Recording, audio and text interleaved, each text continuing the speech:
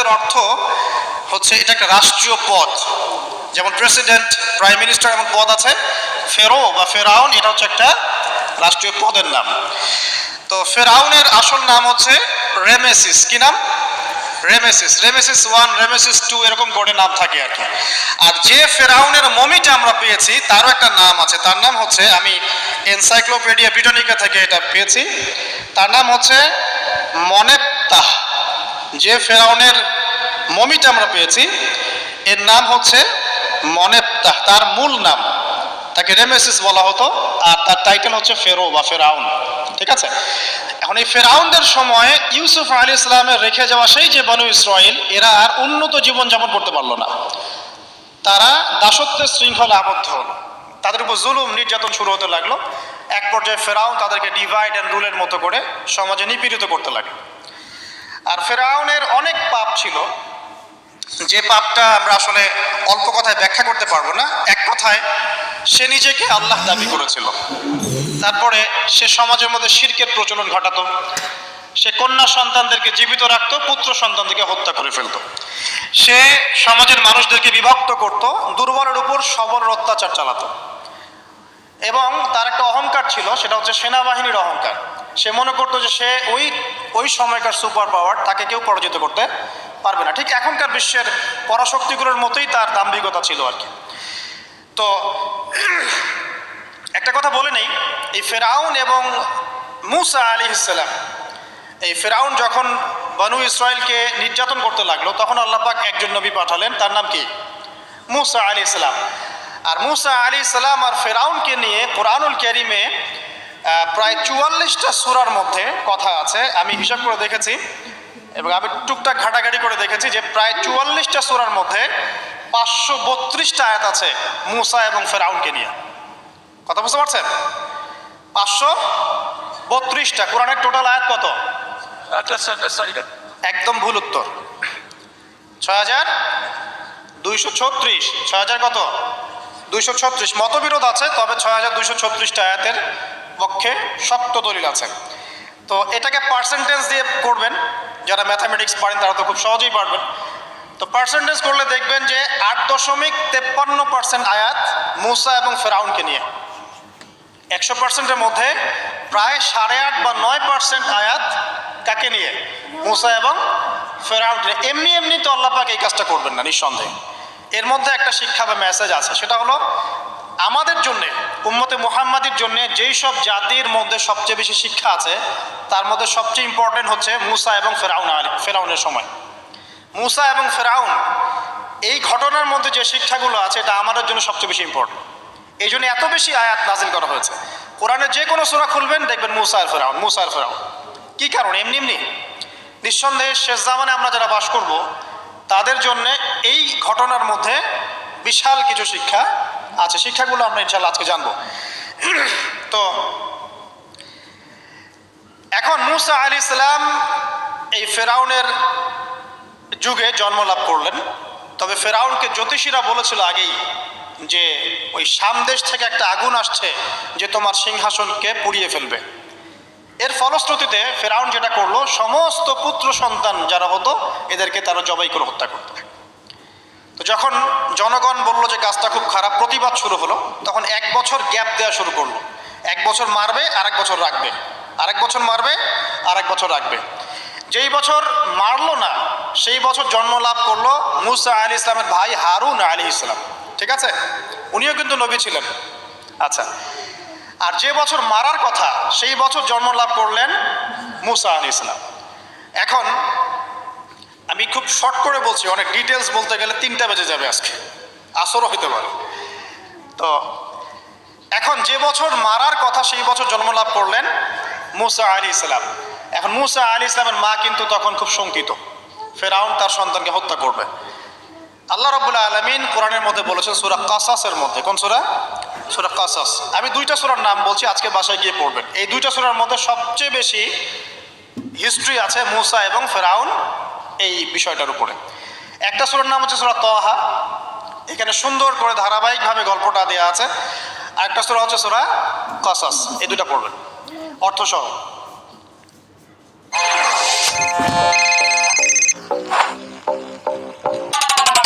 মূসা আলাইহিস সালামের মায়ের হৃদয়টা খুব শঙ্কিত ছিল যে তার সন্তানকে হত্যা করে ফেলা হবে। আল্লাহ রাব্বুল আলামিন বলছেন যে আমি তার কলবে ইলহাম করলাম। সুবহানাল্লাহ, আল্লাহ পাক তার মায়ের কলবের মধ্যে ইলহাম, মানে কি ইলহাম হচ্ছে আল্লাহর পক্ষ থেকে প্রত্যাদেশ না, ওহী না, কিন্তু একটা বুঝ বা একটা নূর, একটা তাজাল্লি, একটা বসিরা ঢেলে দেওয়া। এটা কিন্তু নবুয়ত না, একটা কাজের চেতনা বা দৃঢ়তা আল্লাহর পক্ষ থেকে ঢেলে দেয়া। ঠিক আছে? তো তার মায়ের কলবের মধ্যে আল্লাহ রাব্বুল আলামিন ইলহাম করলেন যে তুমি তোমার সন্তানটাকে সিন্ধুকের মধ্যে ভরে ভাসিয়ে দাও নীল নদে। এখন তার মায়ের কলব, তার মায়ের হৃদয় ছটফট করতে লাগলো, কারণ কোনো মাই তো চাইবে না তার সন্তানকে এভাবে ভাসিয়ে দিতে। আল্লাহ পাক বলছেন যদি না আমি তার হৃদয়টাকে শক্ত করতাম তাহলে সে বিচলিত হয়ে পড়তো। আল্লাহ পাক তার হৃদয়টাকে শক্ত করলেন, সে বিচলিত হলো না, সন্তানকে ভাসিয়ে দিল। এবার সন্তান ভাসতে ভাসতে ভাসতে কোথায় যাচ্ছে? যেখানে ফেরাউনের স্ত্রী গোসল করছে। কথা কি বুঝতে পারছেন? খুব চমৎকার হিস্ট্রি কিন্তু গল্পটা। এবং গল্প মানে এখানে আসলে গাল গল্প না, এগুলো সত্য ঘটনা। এক একটা বর্ণ তেমন সত্য যেমন সূর্য পূর্ব দিক থেকে ওঠে এবং পশ্চিমে ডোবে, এটা যেমন সত্য, এর এক একটা বর্ণ সত্য, এগুলো কোনো গাল গল্প নয়। এবার ফেরাউনের স্ত্রী আসিয়া সেই সিন্দুক পেয়েছে। মূসা আলাইহিস সালামকে আল্লাহ পাক বলছেন যে আমি মূসা আলাইহিস সালামের চেহারার মধ্যে মোহাব্বত বা ভালোবাসা ঢেলে দিয়েছিলাম। তার চেহারা যেই দেখতো তাকে ভালোবাসত, বুঝছেন? ভালোবাসা ঢেলে দিয়েছে। এবার ফেরাউনের স্ত্রী আসিয়া, এখানে আসিয়া নন, অন্য একজন স্ত্রী হয়তো, তিনি বলছেন যে ফেরাউনকে বলছে যে একে আমরা আমাদের কাছে রেখে দিই, হয়তোবা সে আমাদের উপকারে আসবে, অথবা তাকে আমরা সন্তান হিসেবে গ্রহণ করতে পারি। লা তাকতুলুহু, তাকে হত্যা করো, আসা আন ইয়ানফা'না আও নাত্তাখিযাহু ওয়ালাদা, এরকম করে আল্লাহ পাক বলেছেন কোরআনে। তো ফেরাউন তার স্ত্রীর কথা শুনলো এবং তাকে না হত্যা করে রেখে দিল। আর আল্লাহ রাব্বুল আলামিনের কি কৌশল, ওয়া মাকারু ওয়া মাকারাল্লাহ, যেই মূসাকে হত্যা করার জন্য বছরের পর বছর হাজার হাজার শিশুকে হত্যা করা হয়েছে, সংখ্যাটা লাখ লাখও হতে পারে, সেই মূসা আলাইহিস সালামকে আল্লাহ পাক ফেরাউনের ঘরেই লালন পালন করতে লাগলেন। চিন্তা করলেন? এবার মূসা আলাইহিস সালাম যখন যুবক হলেন, আমি সংক্ষিপ্ত করছি, যখন যুবক হলেন তখন একদিন দেখলেন যে রাস্তায় দুজন ব্যক্তি ঝগড়া করছে। সূরা কসসের মধ্যে আছে, ফাইটিং, স্ট্রিট ফাইট। তো একজন ব্যক্তি হচ্ছেন বনু ইসরাইলের, আরেকজন হচ্ছে ফেরাউনের সেনাবাহিনীর। এখন মূসা আলাইহিস সালাম কার পক্ষ নেবেন?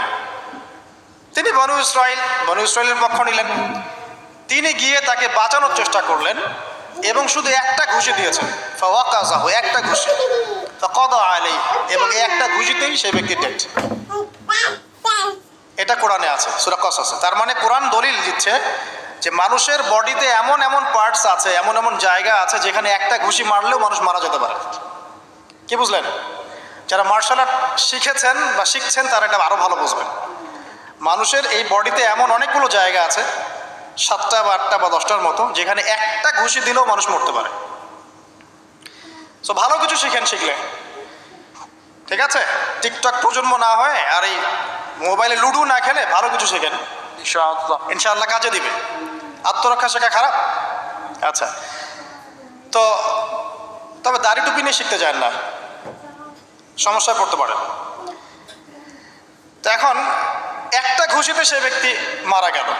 তারপরের দিন আবার দেখা গেল যে ওই ব্যক্তি যাকে তিনি বাঁচিয়েছেন সেই ব্যক্তি আর আরেকজন সেনাবাহিনীর সদস্য আবার মারামারি করছে। এবার মূসা আলাইহিস সালাম বললেন যে তুমি তো একটা বোকা মানুষ।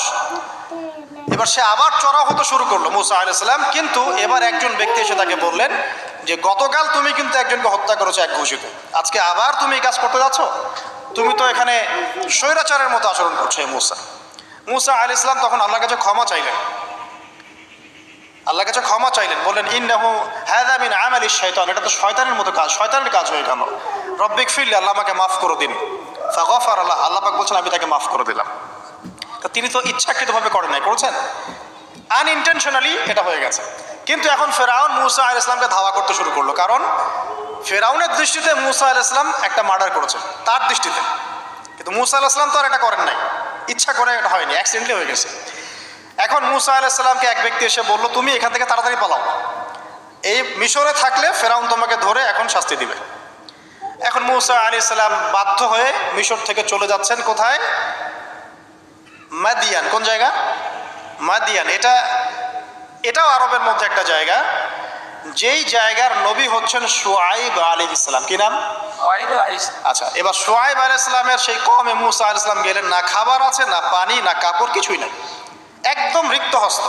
সেখানে গিয়ে তিনি দেখলেন যে এমনই একটা জলাশয়, হয়তোবা আল্লাহ ভালো জানেন, সেই জলাশয়ের কাছে কিছু মানুষ পানি পান করাচ্ছে গবাদি পশুদেরকে।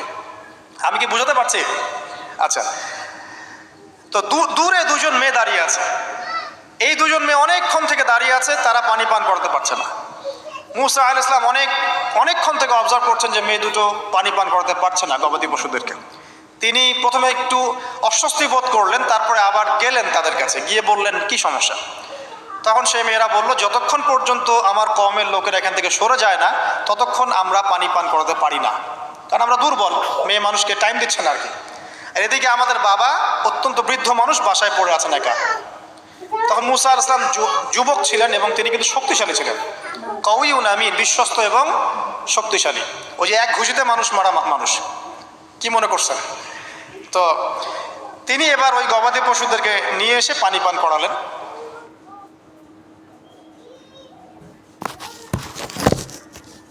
পান করিয়ে তিনি একটা গাছের ছায়ায় গিয়ে বসলেন। এই প্রত্যেকটা কথা কিন্তু কোরআনে আছে, প্রতিটা কথাই। সূরা কসস পড়েন, সূরা তাহা পড়েন। গাছের ছায়ায় বসে তিনি একটা দোয়া করছেন, এবার হাত উঁচু করে দোয়া করছেন, রব্বি, হে আমার প্রতিপালক, ইন্নী লিমা আনজালতা ইলাইয়া মিন খায়রিন ফাকির। হে আল্লাহ, আপনি আমার প্রতি যে রহমত বা যে করুণা বর্ষণ করবেন, এর জন্য আমি ফকির হয়ে বসে আছি। দোয়ার ভাষাটা শুনছেন? আল্লাহ, আপনি আমার প্রতি যে করুণা বর্ষণ করবেন, আমি এর জন্য ফকির হয়ে বসে আছি। তো প্রত্যেকটা নেক কাজ করার পরে এরকম দোয়া করা সুন্নত, দোয়া কবুল হয়ে যাবে ইনশাআল্লাহ। দোয়া সাথে সাথে কবুল হয়ে গেল।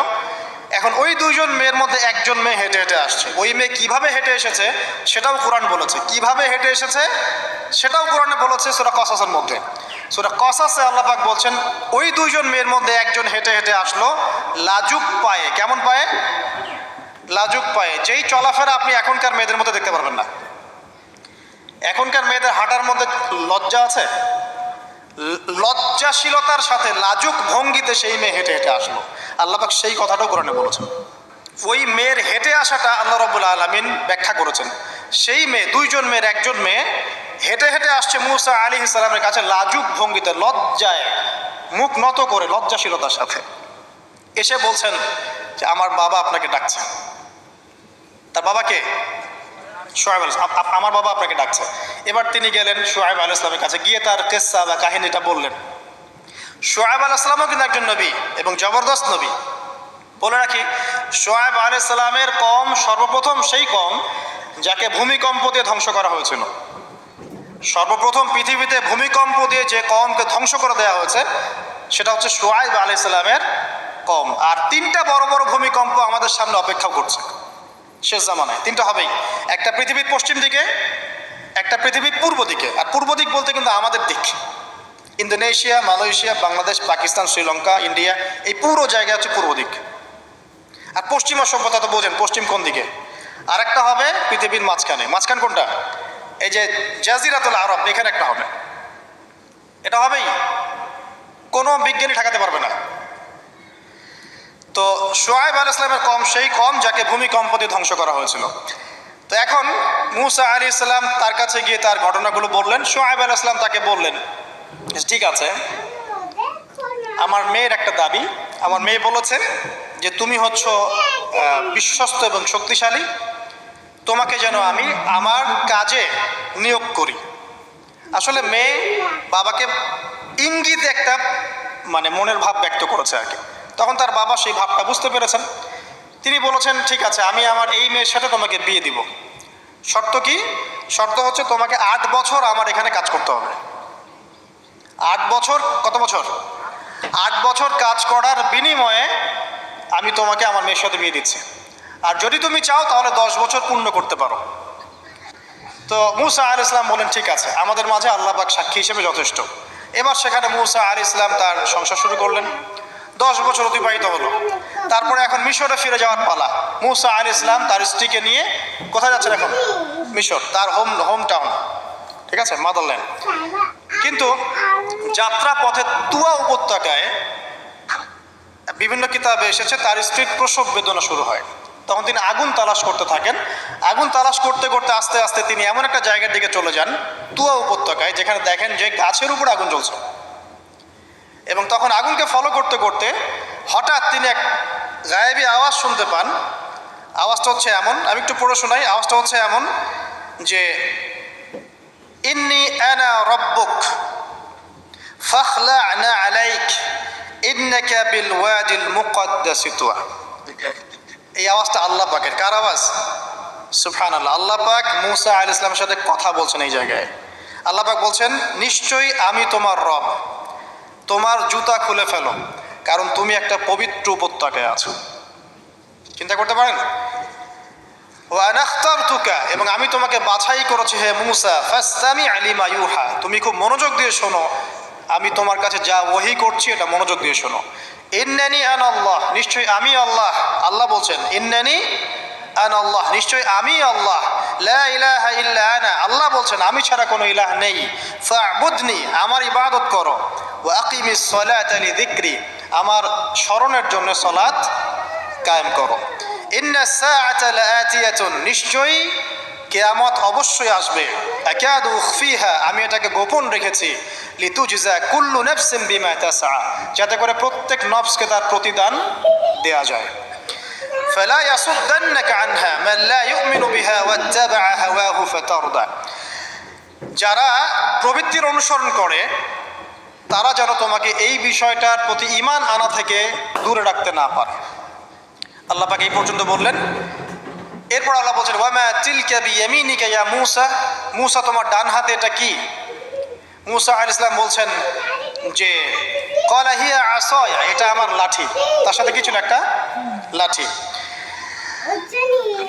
আতাওয়াক্কাউ আলাইহা ওয়া আহুশু বিহা আলা গনামি ওয়া লিয়া ফিহা মাআরিব উখরা, এই লাঠি দিয়ে আমি গাছের ডাল ছাঁটি, গবাদি পশুদেরকে চড়াই, এছাড়া আমি আমার বিভিন্ন কাজে লাঠি ব্যবহার করি। আল্লাহ পাক বলছেন ক্বালা আলকিহা ইয়া মূসা, মূসা এটা নিক্ষেপ করো দেখি, হাত থেকে ছুঁড়ে মারো। মূসা আলাইহিস সালাম ছুঁড়ে মারলেন। ফাআলকাহা, তিনি ছুঁড়ে মারলেন। ফাইদা হিয়া হাইয়াতুন তাসা, সাথে সাথে লাঠিটা ছোটাছুটি শুরু করলো সাপের মতো।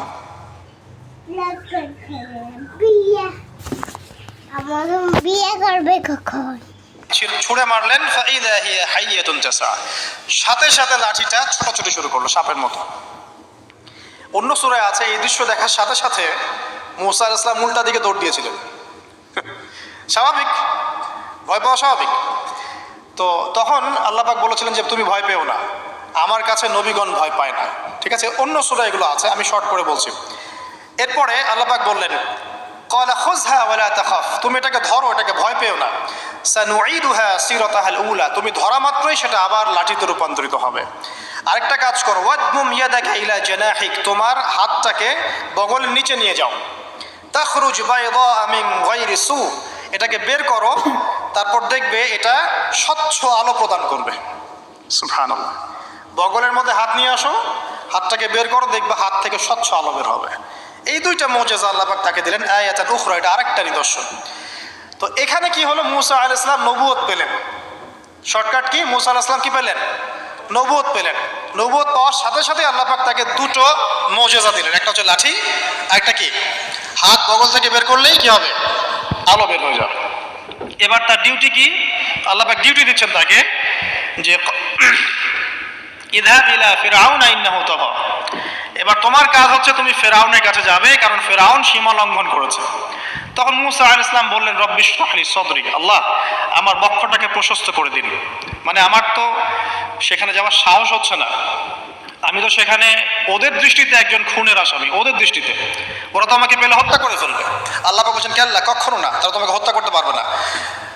তখন তিনি দোয়া করছেন আল্লাহ আমার হৃদয়টাকে প্রশস্ত করে দিন, ওয়া ইয়াসসির লি আমরি, আমার কাজকে সহজ করে দিন।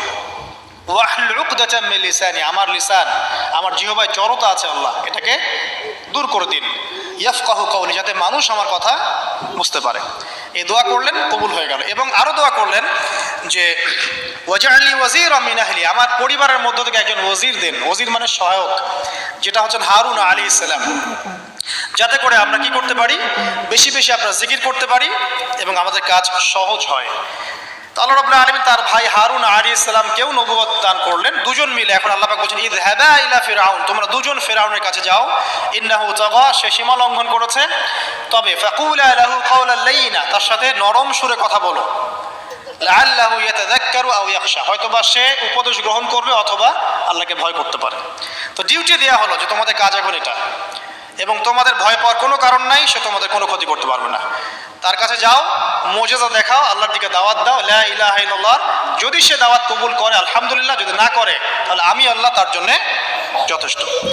এবার শর্ট করে নিয়ে আসি, মুসা আলাইহিস সালাম সেখানে গেলেন, যাওয়ার পরে ফিরআউনকে দাওয়াত দিলেন। তো ফিরআউন বলছে ক্বালা ওয়া মার রাব্বুকুম ইয়া মুসা, কোন রবের কথা বলছো? আমি তো মা আলিমতু মিন ইলাহিন গায়রি, আমি তো জানি না, আমি ছাড়া তোমাদের কোনো ইলাহ আছে আমি তো এটা জানি না। এটা কার কথা? ফিরআউন বলছে যে মা আলিমতু মিন ইলাহিন গায়রি, আমি ছাড়া অন্য কোনো ইলাহ তোমাদের আছে, মা আলিমতু ইলাহুকুম গায়রি, আমি ছাড়া তোমাদের কোনো রব আছে এটা তো আমি জানি না। অন্য আয়াতে সে বলেছিল যে আনা রব্বুকুমুল আ'লা, আমি তোমাদের মহান রব। ঠিক আছে? তো মুসা আলাইহিস সালাম ব্যাখ্যা করলেন, আমি সেই রবের কথা বলছি যে রব আসমান সৃষ্টি করেছেন, জমিন সৃষ্টি করেছেন, যেভাবে তাওহীদের দাওয়াত দিতে হয় সব দিলেন। এরপরেও ফিরআউন সেটা গ্রহণ করলো না। তখন মুসা আলাইহিস সালাম বললেন, যদি আমি তোমাকে কোনো বড় নিদর্শন দেখাই তারপরেও কি বিশ্বাস করবে না? তখন ফিরআউন বলল যে দেখাও দেখি। তখন তিনি লাঠি ছুঁড়ে মারলেন, সাপ হয়ে গেল। এই দৃশ্য থেকে ফিরআউনের পরিবারের সবাই ভয় পেয়েছিল, কিন্তু পলিটিক্যাল স্বার্থে ফিরআউন বলেছিল যে সে একজন বড় জাদুকর, জনগণকে তো বোঝাতে হবে কিছু, নিজে ভয় পেলেও জনগণকে তো কিছু বোঝাতে হবে। সে জনগণকে বলছে আসলে সে একজন বড় জাদুকর, সে চাচ্ছে তোমাদের ন্যাশনের মধ্যে ফাটল সৃষ্টি করতে। তো এখন কি করা যাবে? পরামর্শ করা হলো, তার কাছের কিছু মানুষ থাকে না, তার মন্ত্রী পরিষদ যারা শয়তানিতে পিএইচডি করেছিল আর কি, তার ওকে পরামর্শ দিল যে একটা কাজ করা যাক, একটা বড় ময়দানে যাওয়া যাক, সেখানে আমরা বড় বড় জাদুকরদেরকে ডাকবো, এখানে একটা জাদুর ব্যাটল হবে, মোনাজারা হবে জাদুর। সব বড় বড় জাদুকরকে ডাকা হলো মিশরের, এবং বলে রাখি যে জাদুবিদ্যা কিন্তু সত্য, সুলাইমান আলাইহিস সালামের সময় থেকে এটা চলে আসছে।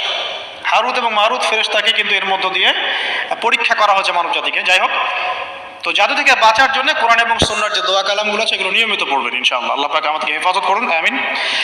তো আমি শর্ট করছি। তো এবার জাদুকররা একদিকে, মুসা আলাইহিস সালাম একদিকে। তো মুসা আলাইহিস সালামকে তারা বলছে তুমি আগে ছুঁড়ে মারবে না আমরা ছুঁড়ে মারবো। মুসা আলাইহিস সালাম বলছে বালাল কু, তোমরা ছুঁড়ে মারো। তখন তারা যখন তাদের লাঠিগুলো ছুঁড়ে মারলো, এগুলো সাপ হয়ে গেল। এটা কি চোখের ভেলকিবাজি ছিল?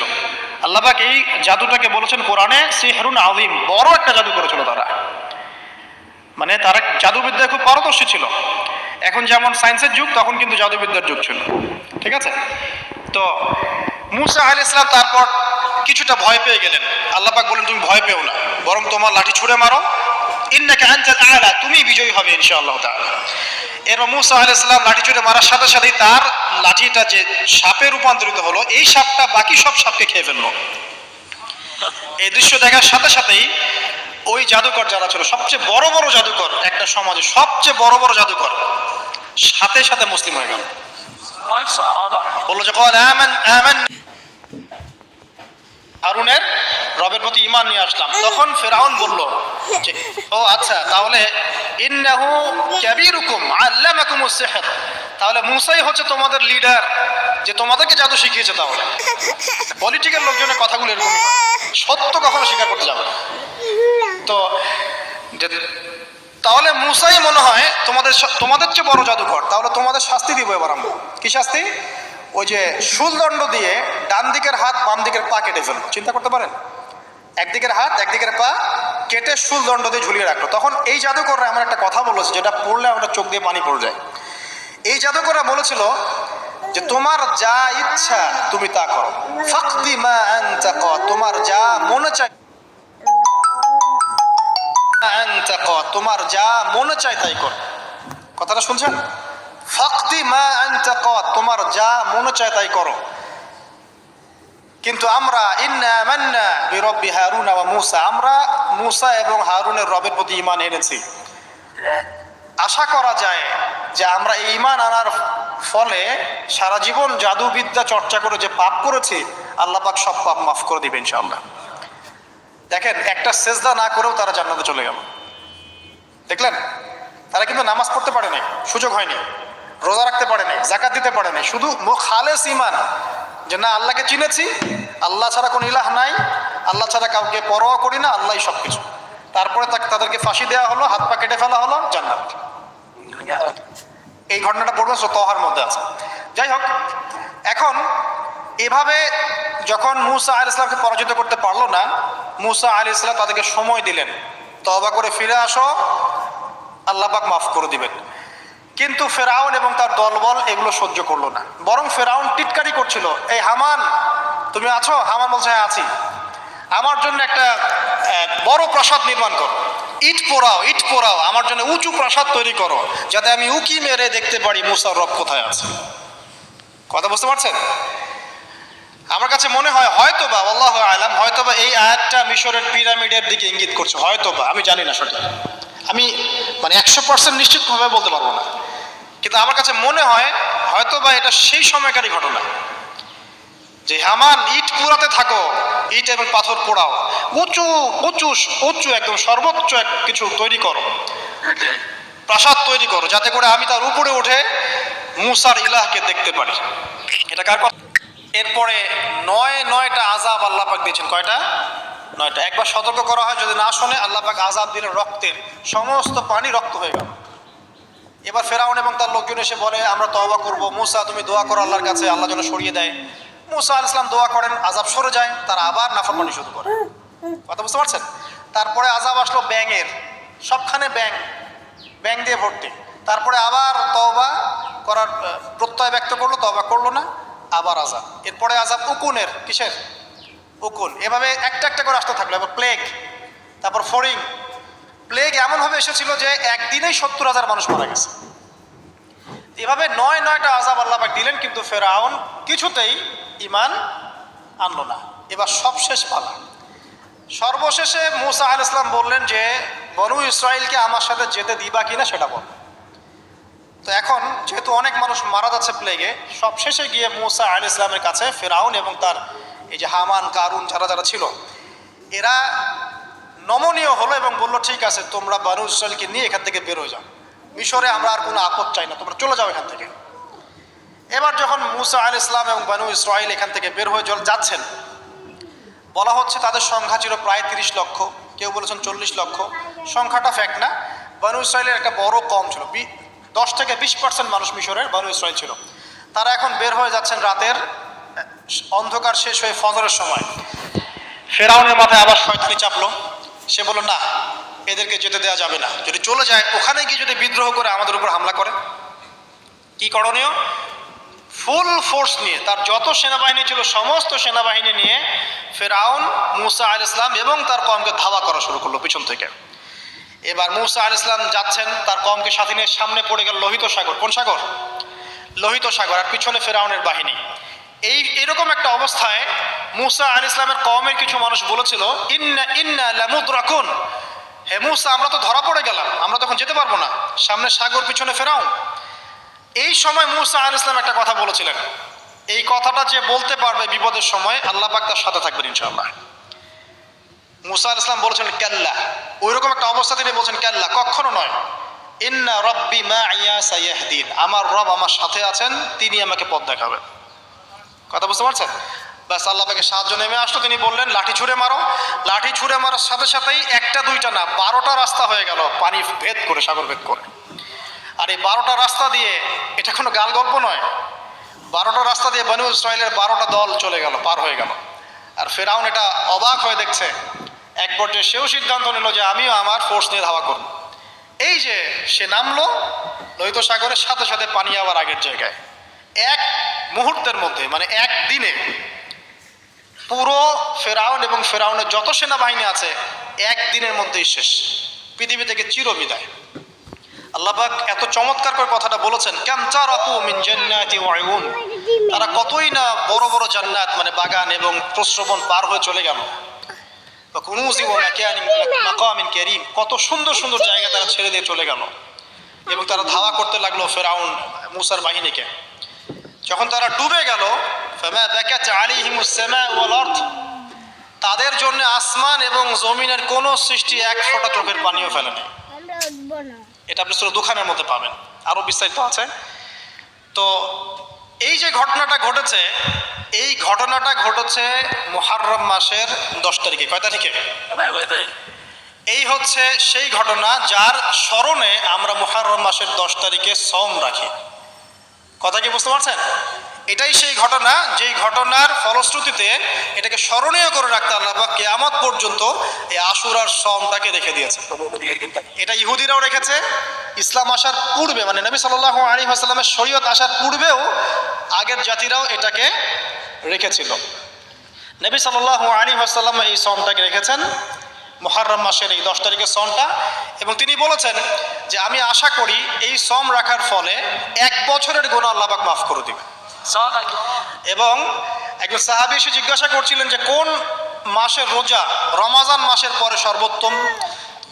নবী সাল্লাল্লাহু আলাইহি ওয়াসাল্লাম বলছেন রমাজান মাসের পর সর্বোত্তম সওম হচ্ছে মুহররম মাসের সওম।